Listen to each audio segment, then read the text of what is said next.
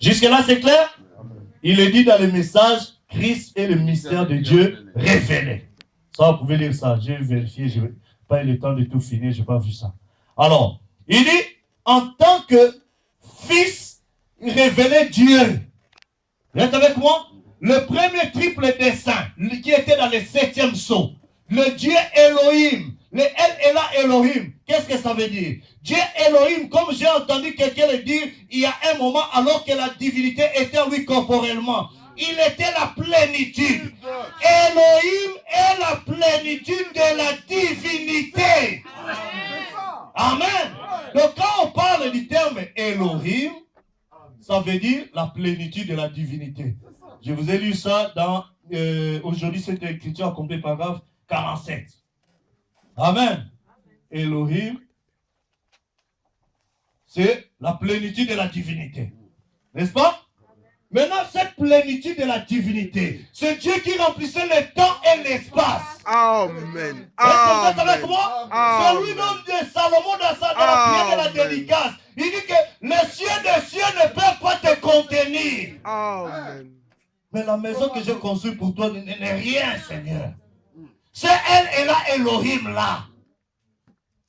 Vous êtes avec moi? C'est lui qui voulait se révéler aux hommes. Maintenant, comme il voulait se révéler aux hommes, il devait venir sur la terre, se rapprocher des hommes. Et la première forme que Elohim a prise pour venir se rapprocher des hommes, c'est de pouvoir venir dans la personne du Seigneur Jésus-Christ. Amen. C'est pourquoi dans Matthieu chapitre 1er, verset 18, quand on parle de la naissance de Jésus, on dit que celui-là, cet enfant-là, c'est lui qui sauvera son peuple du péché. Donc c'était un bébé qui avait déjà un peuple sur la terre. Et ce bébé-là, c'est lui qui était appelé Emmanuel. Ce qui veut dire Elohim parmi nous ici. Ça, c'était la première pensée d'Elohim. Voilà pourquoi quand Daniel a compris ce mystère depuis Babylone, il commençait à enseigner les gens. Il disait qu'il y aura un temps où vous verrez l'étoile des 3 fils de Noé vont entrer en constellation. Quand vous verrez cela, sachez que le roi des Juifs va être sur la terre et tout ça. Il enseignait et les mages étaient en train d'écrire. Il prenait des notes. Il prenait des notes. Et il veillait sur l'accomplissement de toutes ces prophéties. Amen. Ça et quand ils ont vu l'étoile, les 3 étoiles entrant en constellation, ils ont quitté Babylone. Ils sont sortis de leur dénomination. Ils sont allés à Jérusalem. Arrivé là, il dit, nous avons vu son étoile en Orient et nous sommes venus pour l'adorer. C'était un bébé adorable. Amen. Amen. Qu'il soit bébé, qu'il soit très jeune, tout ça, il n'est pas adorable. Ça Jésus-Christ, c'est notre Dieu adorable. Amen. Exacte vérité. Amen.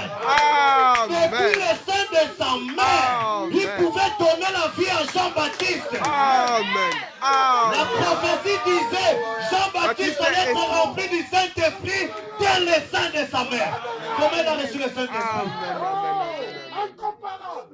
Marie, qui avait cru la promesse, qui est descendue par l'ange puissant, il a dit, j'ai reçu qu'il me soit fait selon la parole. L'ange puissant est descendu, il lui a donné la parole parlée. Marie a reçu la parole. La parole que Marie a reçue, elle ne savait pas que c'était Dieu. Le Dieu Elohim qui s'était formé dans le sein de Marie. Ne soyez pas catholique pour commencer à adorer Sainte Marie. Parce qu'il y a beaucoup de catholiques aujourd'hui qui commencent à adorer Sainte Marie, Saint Branham et tout ça. Vous comprenez? C'est la continuité du babylonisme. Mais comme Marie a reçu l'ange, elle a reçu la parole de l'ange, cette parole prophétique qu'elle avait reçue a produit en elle l'époux. Amen. La parole que Marie a reçue a produit Jésus-Christ. Dieu dans le sein de Marie. Qui peut croire ça? Merci Seigneur. Cette parole est dure, qui peut l'avaler? Amen. Pendant 9 mois, Marie se promenait avec Dieu dans son sein. Qui peut dire Amen? Amen. Amen. Amen. Humainement parlant, les Juifs n'avaient pas tort de prendre des pierres et de lapider. Amen. Toi qui es un homme, tu te fais Dieu, qu'est-ce que tu es en train de faire? Mais il fallait entrer dans une autre dimension. Il fallait être dans la prophétie pour saisir et croire ça. C'était la pensée, le dessein d'Élohim de montrer que le Dieu tout-puissant de Genèse là, elle et là Elohim, c'était lui qui était dans ce bébé. Frère Branham me dit dans Dons appropriés, c'était Jéhovah en train de mouiller sa couche. Vous pouvez vous dire Amen? Nous sommes venus l'adorer. Et ils ont apporté des dons appropriés. Amen. Premier don, la divinité. Dès lors, c'était ta divinité. Nous reconnaissons que toi, bébé, c'est Dieu. Alléluia. Tu n'es pas un bébé comme les autres. Tu es la sémence de la femme dont on a parlé.